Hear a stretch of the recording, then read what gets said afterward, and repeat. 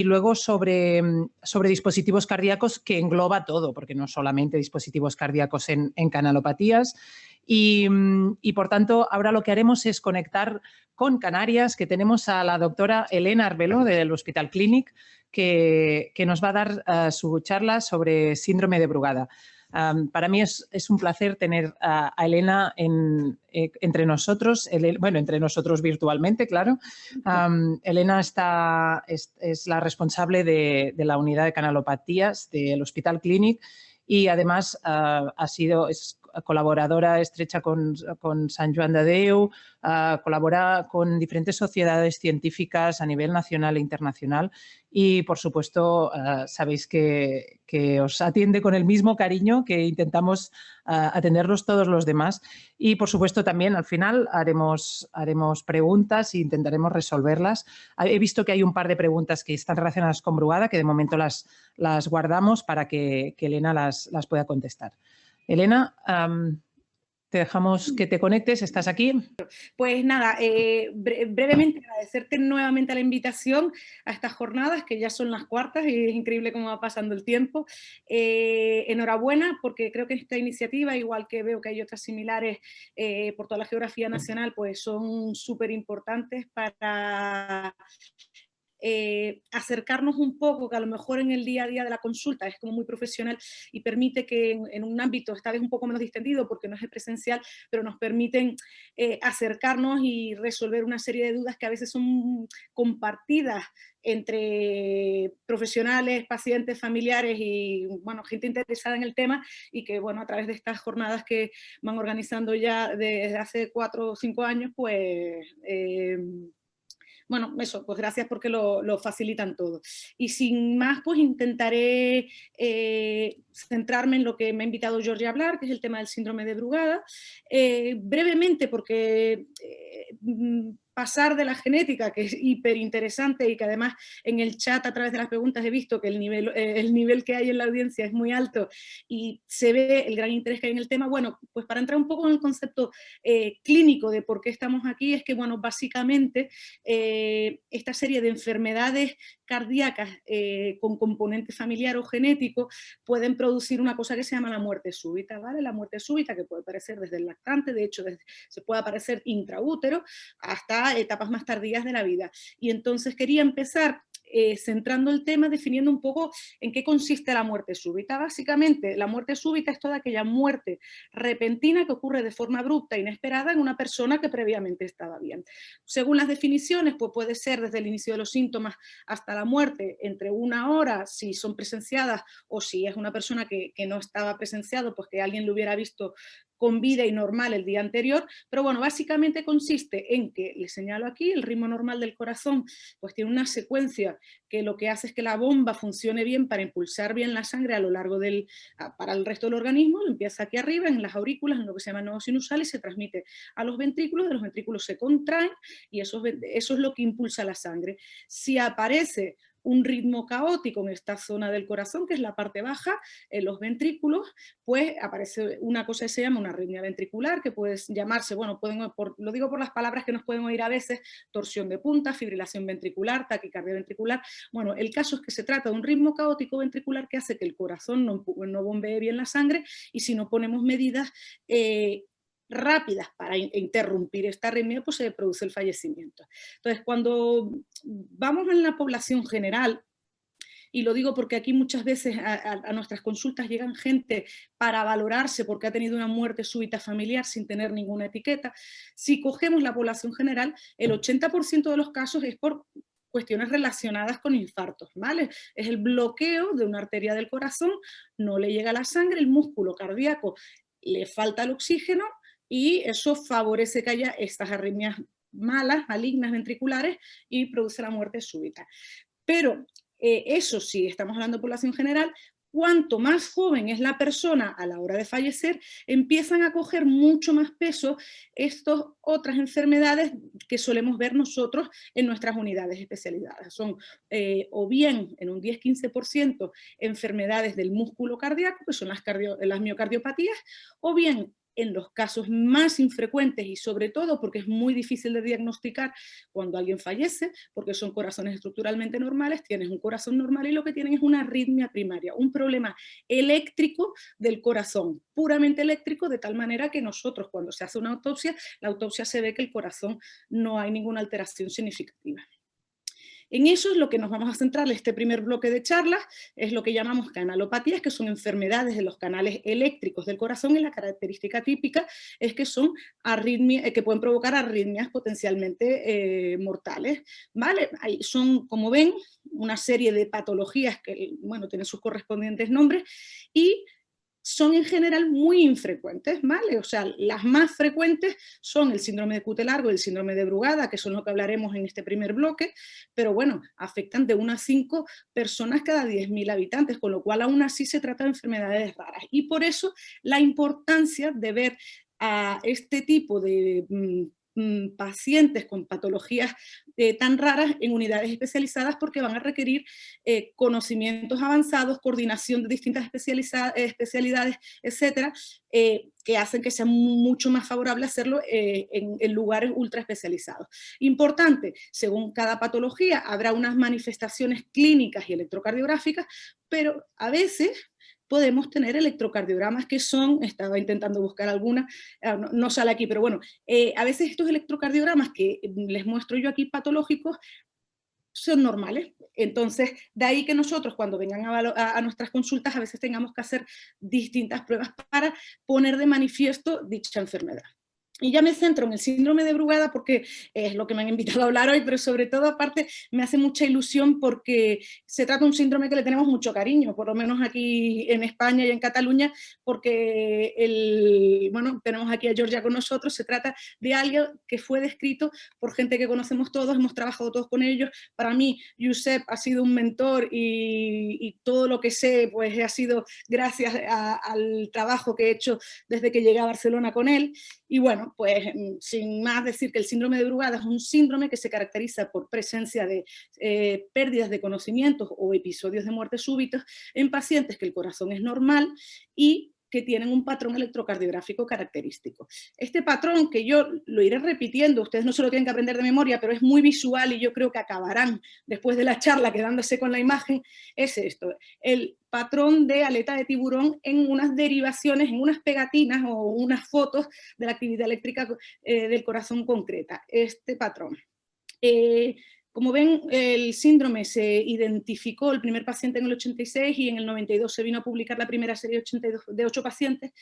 Es importante resaltar que si bien al principio los primeros pacientes eran niños, ahora verán que lo más típico es que este síndrome se manifieste y dé síntomas en la edad media, ¿vale? Pero claro, estos primeros casos eran los que eran más llamativos. Cuando se presentan en la edad infantil, generalmente se trata de síndromes de Brugada bastante agresivos y por tanto llaman mucho la atención. Y de ahí que probablemente los primeros casos identificados fueran en niños. Y vuelvo a repetir aquí, este es del primer artículo que se publicó, esos 8 pacientes, y ven que los 2 primeros pacientes tenían 2 años de edad y luego, bueno, el 7, pues 8. Pero bueno, lo más típico es lo que ven aquí, en torno entre los 40 y los 60 años. Y el electrocardiograma de aleta de tiburón. Importante, este electrograma de aleta de tiburón es un indicador de que pueden aparecer esas arritmias que les hablé yo, de arritmias ventriculares malignas, ¿vale? Manifestaciones clínicas que tenemos en síndrome de Brugada: pérdidas de conocimiento, convulsiones, que básicamente son la manifestación de que la bomba del corazón no irriga bien y no llega la sangre al cerebro. La respiración agónica nocturna es lo que nosotros venimos a llamar como cuando la gente está durmiendo y ves que hace un ronquido muy fuerte, como que parece que se está ahogando, que vienen a representar esa pérdida de conocimiento mientras uno duerme, o si no, pues si la arritmia no se autolimita, sino que es continuada, puede acontecer la muerte súbita, ¿vale? A veces este síndrome se asocia a otra serie de arritmias que no son malignas, pero que puede dar síntomas de palpitaciones. Y a partir de aquí, para describir un poco el síndrome, iré correlacionándolo con nuestra experiencia del hospital clínico, porque así verán lo que es la vida real en una unidad especializada de síndrome de Brugada, ¿vale? Tengo que resaltar que nosotros tenemos 500 ahora mismo con Brugada confirmado, 545 pacientes. Sant Joan de Déu que ven los menores de 18 años, a veces prolongan para dar continuidad asistencial hasta los 21, pero bueno, tienen unos 200 pacientes, ¿vale? Entonces, miren cómo desde que la unidad oficialmente se creó en el clínico, hemos ido gradualmente diagnosticando más pacientes y ahora estamos en una fase estable en que venimos a diagnosticar en torno a 21, 20, 30 nuevos pacientes por año, ¿vale? Importante esta gráfica que está muy saturada, pero yo quería simplemente resaltarles una cosa importante. Al principio, la mayor parte o proporción eran gente que me venía con muchos síntomas. Gracias a Dios, con el aumento de conocimiento sobre esta patología, no solo por nosotros en las unidades especializadas, sino también por la medicina en general y por la población general, pues cada vez vamos diagnosticando más pacientes en su fase asintomática, y es lo más importante, porque a veces el primer síntoma es la muerte súbita, ¿vale? Y de hecho no hay que bajar la guardia, porque aunque al principio eran más frecuentes, ven cómo en los últimos años de vez en cuando nos llega alguien al hospital con un episodio de muerte súbita, y en el momento que gracias a Dios se ha recuperado esa muerte súbita es cuando se identifica que tenían un síndrome de Brugada. Entonces, en resumen, de toda la población que tenemos un 3% que han llegado a nuestra unidad a raíz de un episodio de muerte súbita, y de ellos uno de cada 5 más o menos tenía síntomas previos, o sea, una pérdida de conocimiento previa. Un 17% ha venido porque ha tenido una pérdida de conocimiento, y esa pérdida de conocimiento pues, me ha llevado a hacer un estudio y diagnosticar el Brugada. Y luego tenemos un grupo de asintomáticos que hemos diagnosticado bien porque se han hecho un electrocardiograma, por la razón que sea, en el gimnasio, laboral, etcétera, un médico cabecera que les parecía sospechoso, y otros dentro del estudio familiar, ¿vale? Entonces, lo que les decía, aunque los primeros casos que se describieron fueron 2 niños de 2 años, lo normal es que el síndrome de Brugada se manifieste en torno a una etapa media de la vida, en torno a los 40 años, y además hay una predisposición mayor a que los varones tengan más síntomas que las mujeres. ¿Vale? Esta es la población nuestra, vuelvo a decirlo. Tenemos aquí la edad media de los nuestros, pues mira, como los libros, con 43 años, el 73% de los pacientes son varones, y aquí quería resaltar yo una cosa importante. Fíjense que la proporción de varones es mucho mayor cuanto más agresivos son los síntomas, entonces de tal manera que aquellos que se han presentado con muerte súbita, casi todos han debutado con muerte súbita, son varones, ¿vale? Importante que el diagnóstico se realiza siempre que identifiquemos el electrocardiograma ese típico de aleta de tiburón. Problemas que tenemos, que eso, el electrocardiograma no se manifiesta siempre, o sea, no es un electro que uno tenga fijo y que te hagan el electro y ya sean capaces de diagnosticártelo. De hecho, de los que nos llegaron a nuestra consulta, solo 1/3 tenía el electrocardiograma típico en la primera visita, ¿vale? Tenemos 1/3, que esto es lo mismo que sale en las publicaciones, de los pacientes tienen el electro positivo, y además en el seguimiento puede que ese electro se haga negativo, y al revés, gente que nos vienen tienen un electro basal normal, y durante el seguimiento espontáneamente a veces aparece ese electrocardiograma en aleta de tiburón, ¿vale? Tenemos maniobras para intentar manifestarlo más. Una de ellas es colocar las pegatinas, y todo esto lo resalto porque me imagino que los que tienen síndrome de Brugada a la audiencia, pues les pasará cada vez que van a la consulta, se les hace el electro no solo en la posición de un electro normal, sino con las pegatinas un poquito más arriba, ¿vale? Entonces vemos que la mayoría se diagnostica en la posición normal, pero a veces podemos diagnosticar el síndrome de Brugada solo con poner las pegatinas del electro un poquito más arriba.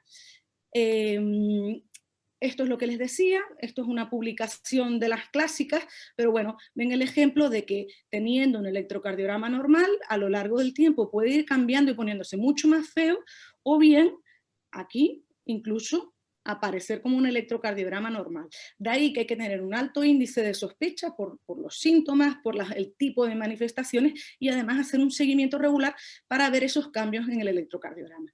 Una de las cosas importantes que ocurren es lo de la fiebre, que Óscar lo mencionó por encima sin asociarlo a la patología, pero el síndrome de Brugada es un ejemplo típico en el que la fiebre es un factor externo que hace que se manifieste más la enfermedad. Este es un ejemplo en que tiene un electro a temperatura normal y con la fiebre, como el electrocardiograma sale típico de aleta de tiburón. Por eso Dos cosas. Cuando tenemos un paciente con síndrome de Brugada, le decimos que tiene que evitar a toda costa la fiebre, y si la fiebre no consiguen controlarla con medidas habituales, han de ir a urgencias para que se las bajen con medidas, pues, fármaco intravenoso o lo que sea necesario, y además tenerlos monitorizados. Y por otro lado, aquellos pacientes que tienen familiares que están pendientes de estudios, nos resulta muy interesante el que se hagan un electrocardiograma en caso de que tengan de fiebre, porque manifestará, si son portadores, lo habitual, dependiendo del paciente, es que pueda manifestar el electrocardiograma típico. Otra cosa importante es que, y en Sant Joan de Déu ya lo hacen muy bien porque ya tienen una cultura, gracias al trabajo de todo el equipo, de Georgia y todo su equipo, es que los niños que tienen convulsiones febriles, antiguamente se consideraba que era inmadurez del cerebro o lo que fuera, y no se hacía electrocardiograma. Sistemáticamente, mi recomendación es que cuando tengan un niño con convulsiones febriles, vale la pena hacer un electro y asegurarse que no manifiestan el patrón. Si con estas medidas habituales no se puede ver el patrón típico de Brugada y tenemos la sospecha, bien porque es un estudio familiar o porque tenemos un electrobasal que nos sugiere el Brugada.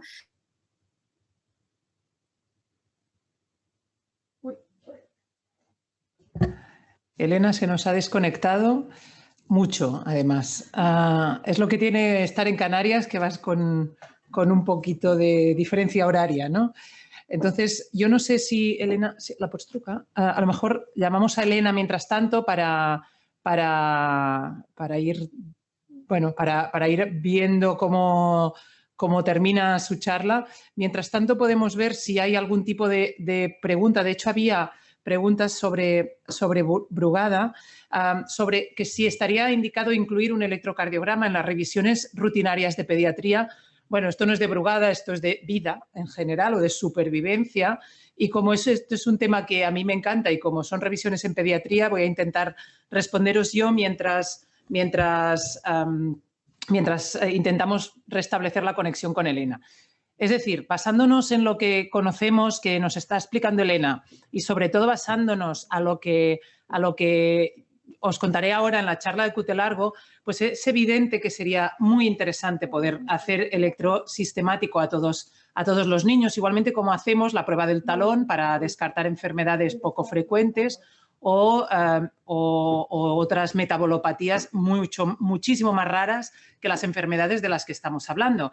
Por tanto, sí, estamos haciendo esto, pero yo creo que ya vengo desde la primer SAMS de todo en el año 2015, ya vengo diciendo que estamos trabajando en ello para conseguir que se incluya el electrocardiograma. No hemos conseguido nada todavía y seguimos luchando para que esto sea. Creemos que el electrocardiograma es un arma o es una herramienta barata, útil, que es reproducible y además no invasiva y que se podrían beneficiar los niños. Y de hecho, durante la charla os presentaré unos datos de nuestros estudios que hemos hecho en para detectar Cutelargo, pero también otras cosas en neonatos.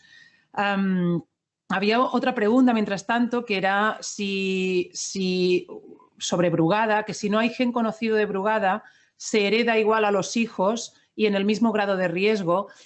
Lo que seguramente Elena iba a empezar ahora en su última parte sobre la genética de... ¿Se va conectando, Elena? ¿Lo intenta? Bueno, sobre la genética, es que solo un 20% de los pacientes con síndrome de Brugada, 20-25, tienen genética conocida. Esto quiere decir que los otros 75% también es genético, pero está por definir cuál es la causa genética que hay en todo esto, con lo cual no podemos utilizar la genética como herramienta para saber qué hijos o qué hermanos son portadores de ese síndrome de Brugada de ese individuo. No habrá manera de conocerlo porque no sabemos de dónde partimos, pero si tiene una base genética, lógicamente se puede heredar. Y aunque está un poco discutido, y realmente los estudios científicos dicen que no necesariamente si tu padre es alto riesgo, tú como hijo vas a ser alto riesgo, sí que nos da la sensación que hay como una aglutinación de casos que las familias, cuando el Brugada tiene mala gaita, lo tiene más en otros familiares, ¿no? Y cuando pasa sin pena ni gloria el Brugada, es decir, que pasa de bajo riesgo, que nunca ha habido nada, que se ha diagnosticado de una forma rutinaria y todo, pues que esto se mantiene así en la familia, pero luego cuando haces los estudios estadísticos esto no se demuestra. Entonces, claro, son impresiones propias de grupos de que nos hablamos de decir, ostras, ¿a ti te da esta sensación? Sí, pero cuando luego hacemos los estudios la estadística no nos habla a nuestro favor. Venga.